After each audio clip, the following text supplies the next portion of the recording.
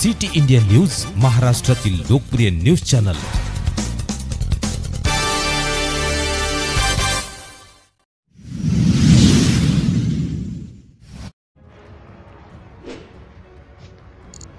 अवैध दारूबंदीसाठी शिवसेना उबाटाचा लोणार पोलीस स्टेशनवर एल्गार मोर्चा। येवती येथे खुलेआम अवैध दारू विक्री होत आहे। अवैध दारू विक्री बंद करावीकरिता शिवसेना उद्धव बाळासाहेब ठाकरे पक्षाच्या वतीनं जिल्हा संघटक डॉक्टर गोपाल बछरे यांच्या नेतृत्वात येवतीचे सरपंच, उपसरपंच, तंटामुक्ती अध्यक्ष व ग्रामस्थ महिलांसह एल्गार मोर्चा काढून अवैध दारू विक्री विरोधी घोषणांनी लोणार पोलीस स्टेशन परिसर दणाणून गेला। लोणार तालुक्यातील येवती गाव हे सामाजिक सलोख्याचे व एकात्मतेचे एक उदाहरण आहे, परंतु 2 वर्षापासून या गावात व तालुक्यातील ग्रामीण भागात अवैध दारू विक्रीचा सुळसुळाट माजलेला आहे। या अवैध दारूमुळे या गावातील अनेक कुटुंब उद्ध्वस्त झाले आहे।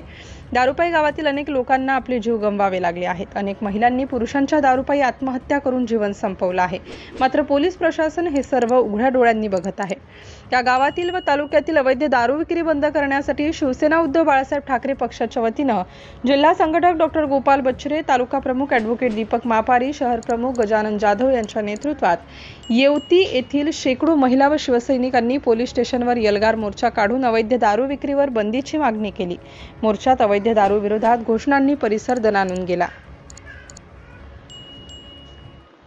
या एल्गार मोर्चा शिवसेनेचे जिल्हा संघटक डॉक्टर गोपाल बछरे, तालुका प्रमुख ॲडव्होकेट दीपक मापारी, शहर प्रमुख गजानन जाधव, शहर उपप्रमुख लुकमान कुरेशी, ज्येष्ठ शिवसैनिक सुदन अंभोरे, शहर संघटक तानाजी मापारी, गजानन बोरुडे, युवासेना शहर प्रमुख श्रीकांत मादनकर, अल्पसंख्याक विभागाचे अशफाक खान, इक्बाल कुरेशी, फहीम खान, विभाग प्रमुख तानाजी अंभोरे, गोपाल मापारी, युवतीच्या सरपंच प्रयागबाई पाटोळे, तंटामुक्ती अध्यक्ष गोदावरीताई कायंदे, उपसरपंच रामेश्वर कायंदे, ग्रामपंचायत सदस्य गजानन शिंदे, ज्योतिताई सरकटे, कुसुमताई टाकसाळकर, विश्रांतीताई अडागळे, कलीम कुरेशी, मंगेश मोरे, योगेश भुक्कन, शमीम शेख, विजय घोडके यांच्यासह मोठ्या संख्येने शिवसैनिक महिला उपस्थित होत्या।